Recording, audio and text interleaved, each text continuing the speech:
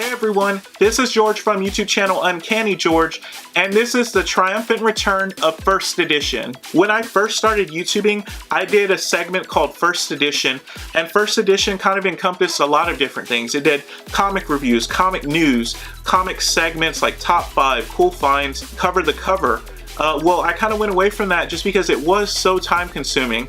But what I decided to do is I'm going to bring it back and I'm going to do different segments. If you see some of my other videos, I actually started with Cover the Cover. There's a new Cover the Cover video out if you want to check that one out. I just released that one recently. So what I'm going to do is I'm actually chopping everything up and I'm going to do First Edition Comics News, which is what this is. And I'm really excited because I have so much content and I'm really happy to be talking about comics news again because there's a lot of really exciting things going on right now. The first thing that I'm really excited to talk about is there's finally some really substantial, exciting Hellboy news for Hellboy 3. If you're a Hellboy fan, especially a fan of the movies, you have a lot to be excited about. The reason I mention this and why I'm so excited is because last week the film director Guillermo del Toro, he actually posted a poll on his Twitter account asking how excited fans are for Hellboy 3. And in his Twitter he mentioned that if he gets over 100,000 interested posts on that poll, what he's going to do is talk with Hellboy creator Mike Mignola as well as Ron Perlman, Hellboy himself. And why this is so exciting is because in the past year since Hellboy 2, there really hasn't been much news. I mean, Ron Perlman has mentioned it. He's mentioned that he's interested in reprising the role. Guillermo del Toro mentions that he's interested in directing still. Of course, Mike Mignola seems to be interested in bringing more Hellboy projects forward, but there wasn't anything substantial about anything going forward. That is until now, which I'm so excited about. And he didn't just get 100,000, he got over 100,000. So I'm really hoping that this is very positive information that's going to influence them to go ahead and move forward on a Hellboy 3. Because I really enjoyed the Hellboy films. I love Ron Perlman as Hellboy. I love Guillermo del Toro, the director, and of course Mike Mignola's creation. He definitely deserves so much credit for creating a great character like Hellboy. So for those of you who didn't get a chance to enter, I'd really like to know how many of y'all are really excited for Hellboy 3. As you can tell from watching me, I'm a Hellboy fan. I would love a Hellboy 3, but how many of y'all would like to see Hellboy 3? Be sure to comment below. The next news item is that Marvel has announced that they're going to do major things with Venom coming up this year in 2017. Why this is interesting is because it is the anniversary of Venom. I believe it's going to be his 29th anniversary. What's so cool about this is Venom has actually always been a really popular character. In the 90s, he was a huge character.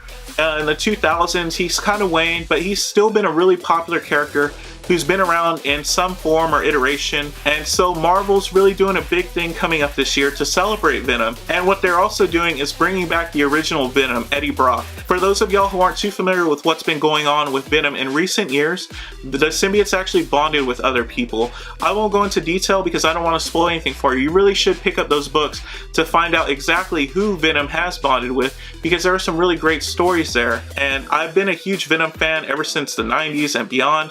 I'm really excited that they're celebrating this character, because what I find that's so interesting about this character in particular is that he's actually a sub-character who's gone on to become as popular as the original character. And Venom actually debuted in the Spider-Man books, but he's gone on to have his own success. He's gone on to star in his own books.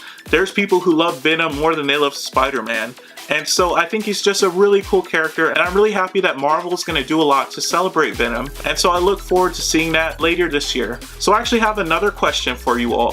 Who is your favorite Venom? Those of you who have been following Venom know he's bonded with different people. Who do you like the best? I know who my answer is, and if you want to know who my answer is, you can ask me in the comments, but I won't spoil anything here. But I would like to know what y'all think. Who is your favorite character who has bonded with Venom? The next item on my news list pertains to AMC. What's really cool about AMC is they produce a lot of comic book related content. They have Comic Book Man, The Walking Dead, Talking Dead. Now, those three things might not seem like a lot, but when you consider the history of television and media, there really hasn't been a lot of media other than television and film directly featuring comic book characters like Superman, Batman, etc. There really hasn't been a lot of media directed towards the comic book reading audience. So for them to produce Talking Dead and Comic Book Men, that's actually kind of huge. Well, they're actually producing another comic book related series. It's called Heroes and Villains, The History of Comic Books. So this miniseries is actually going to be 6-hour-long segments where they talk to creators, industry professionals, illustrators, writers, talking about major comic book events.